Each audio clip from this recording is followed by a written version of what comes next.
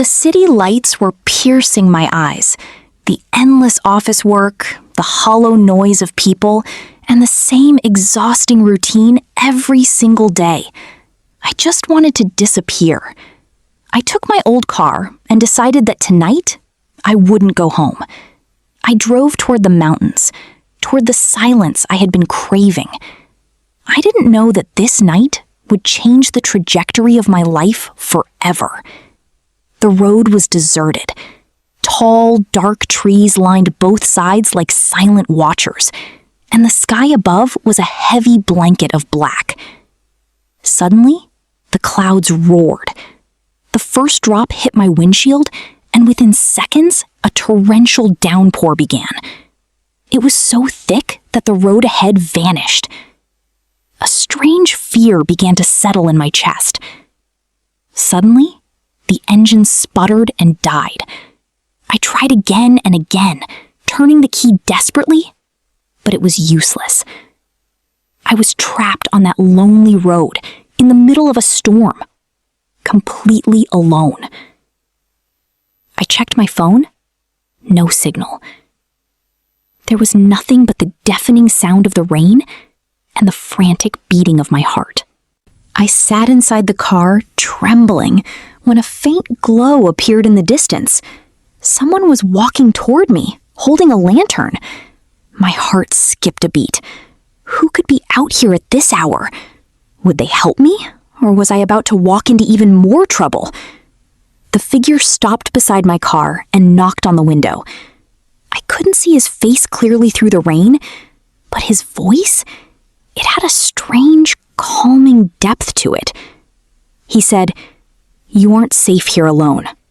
There's an old cabin just ahead. Come with me." I had no other choice but to trust him. We reached the cabin, drenched and shivering. It was a rustic wooden structure, but it felt incredibly peaceful. As soon as we stepped inside, the biting cold began to fade. He quietly lit the fireplace. For the first time, I looked at him closely. There was a profound silence on his face, as if he too was a soul hiding from the world. We sat by the fire. Outside, the storm was raging, but inside, there was a heavy, meaningful silence. He handed me a warm cup of coffee. Our fingers brushed for a fleeting second, and I felt a sudden spark of warmth that had nothing to do with the fire. We hadn't even asked for each other's names, yet it felt like we had known each other for lifetimes. Slowly, the words began to flow. He told me how he came here to find the peace the city had stolen from him. I opened up too, sharing the weight I had been carrying. The rain that night was washing away the walls of being strangers. Every word felt like a bridge being built between two lonely souls. The glow of the fire danced across his features. Whenever he spoke, it felt like time had stopped. We talked about everything, our dreams, our heartbreaks, and the wishes we never dared to whisper out loud. I realized then that sometimes a stranger can understand you better than people who have known you for years. Thunder crashed outside, but I wasn't afraid anymore. Inside that cabin, with that stranger, I found a sense of belonging I hadn't even found in my own home. I wondered, was this just a coincidence? Or did the universe send this storm just so I could find my way to him? The fire crackled softly between us, the only sound other than the rain hitting the roof. He started talking about his childhood, about the mountains he loved and the simple life he missed. I found myself watching the way his eyes lit up in the firelight. For the first time in years, I wasn't thinking about my deadlines or my empty apartment.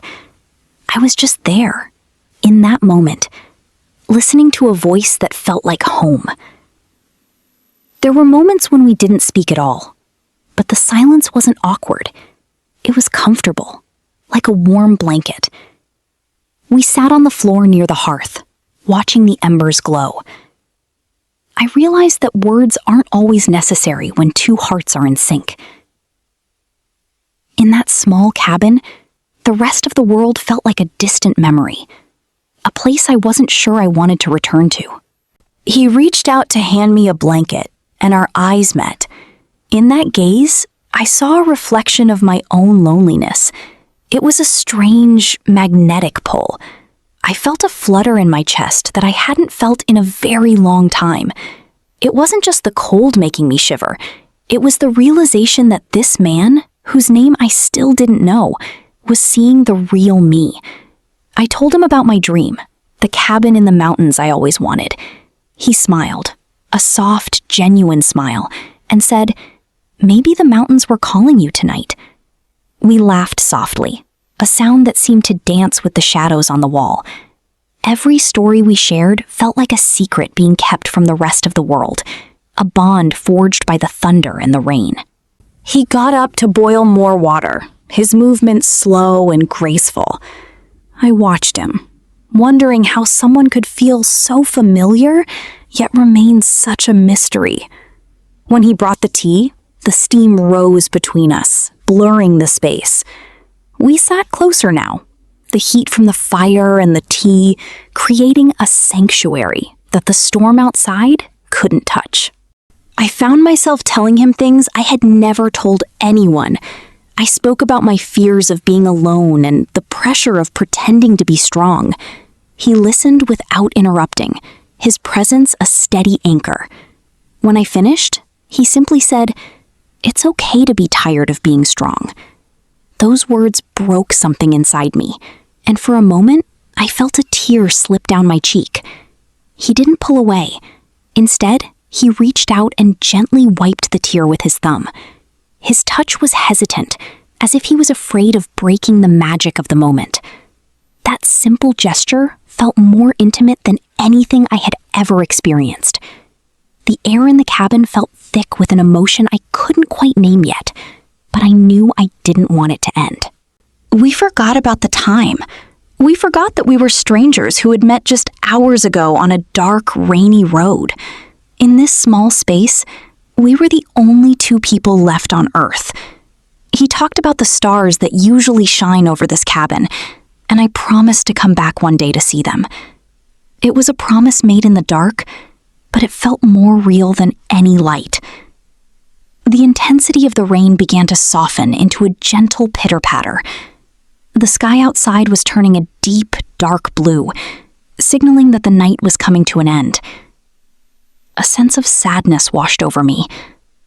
I wasn't ready to leave.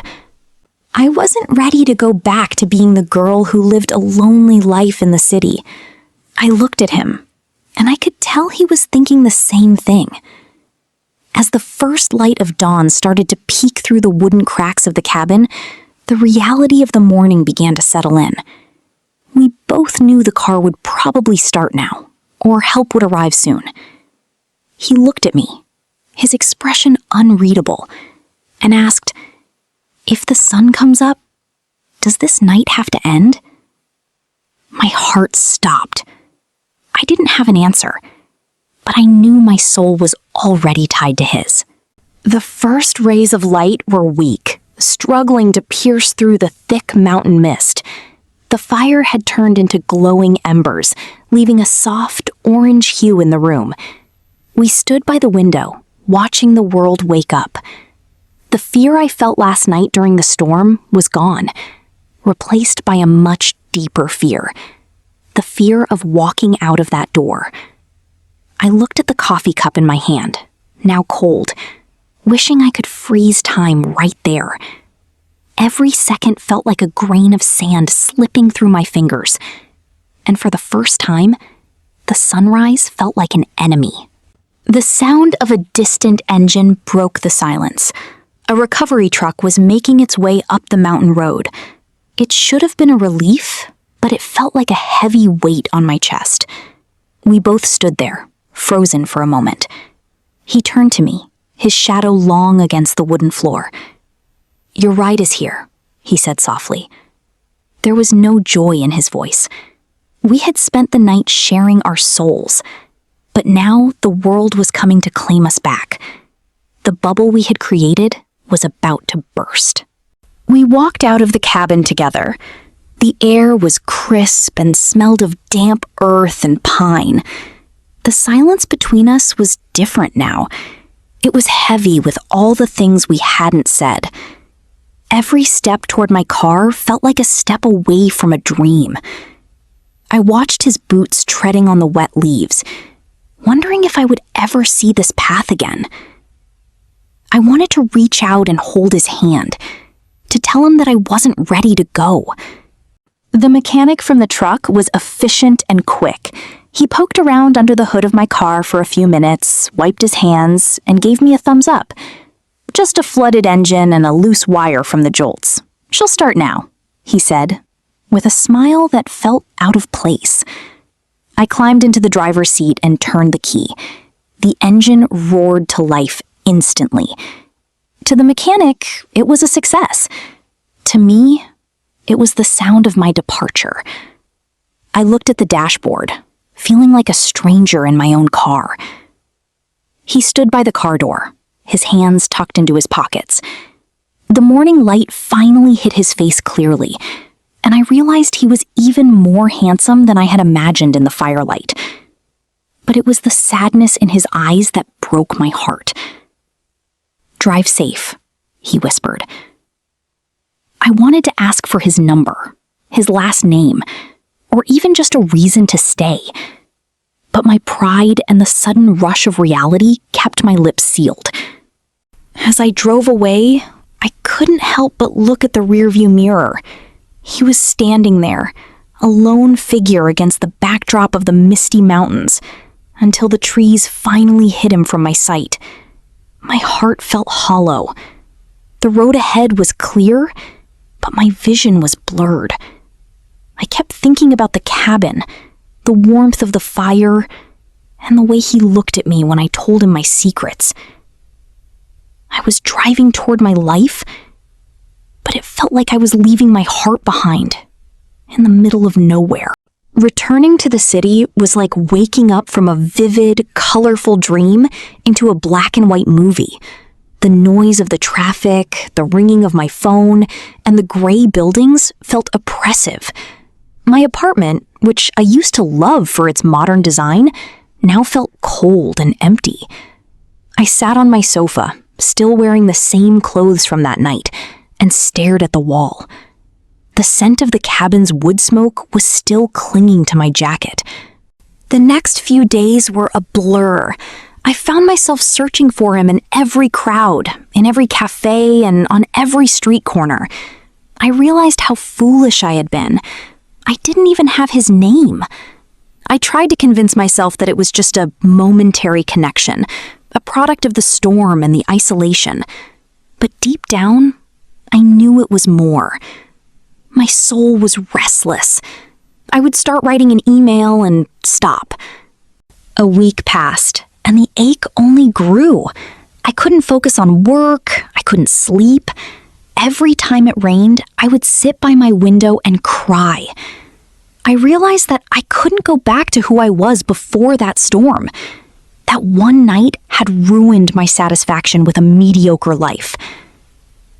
On Friday evening, instead of going to a party with my friends, I grabbed my car keys.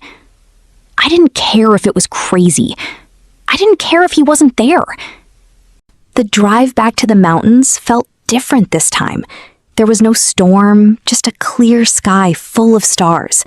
My heart was racing with every mile. What if the cabin was empty? What if he was just a traveler like me who had moved on? As I turned onto the Sunsan road where my car had broken down, my hands were shaking on the steering wheel. I saw the familiar path, the tall trees, and finally, the faint glow of a light through the forest.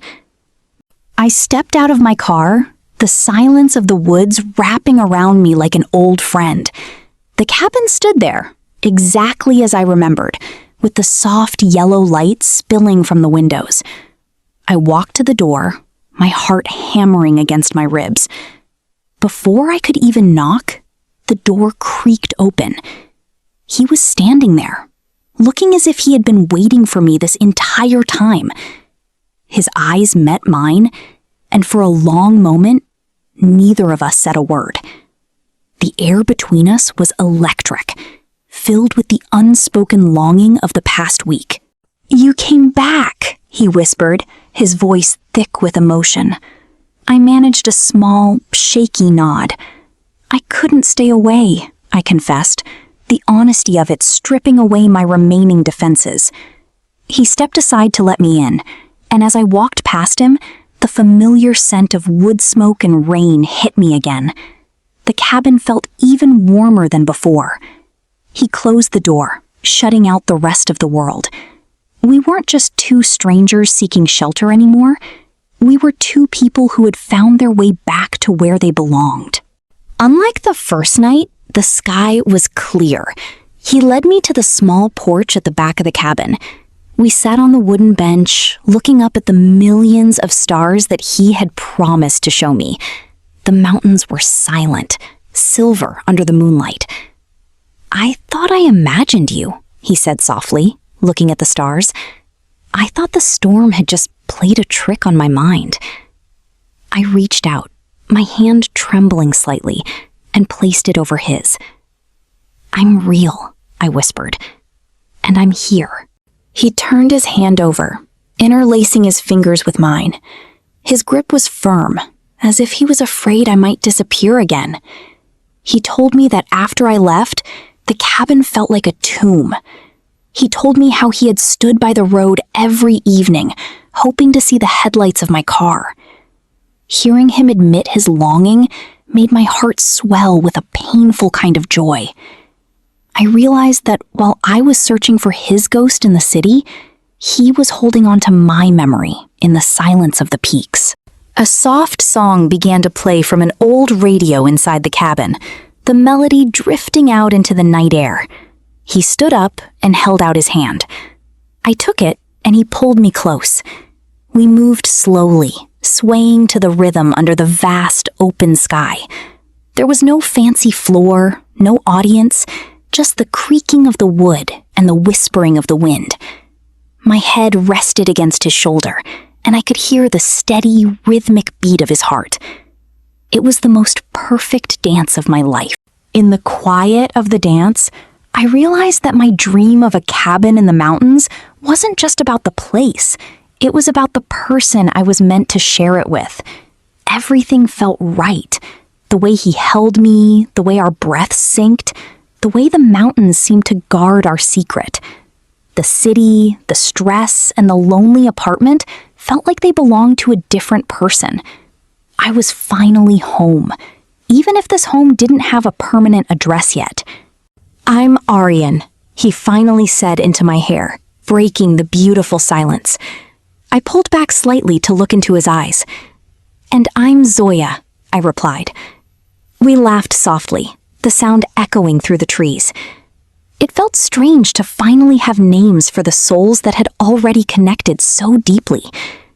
Knowing his name made him feel even more real, more permanent. It was no longer just an encounter. It was the beginning of a story that we were going to write together. We went back inside and sat by the fireplace, just like the first night. But this time, the tension was gone, replaced by a deep, comfortable intimacy. We talked about the future, not as two separate people, but as us. We talked about how we would bridge the gap between my city life and his mountain sanctuary. He told me he didn't want me to just visit. He wanted me to stay. The fire reflected in his eyes, and I knew I would follow that light anywhere. We went back inside and sat by the fireplace, just like the first night. But this time, the tension was gone, replaced by a deep, comfortable intimacy. We talked about the future, not as two separate people, but as us. We talked about how we would bridge the gap between my city life and his mountain sanctuary. He told me he didn't want me to just visit. He wanted me to stay. The fire reflected in his eyes, and I knew I would follow that light anywhere. Chapter 39.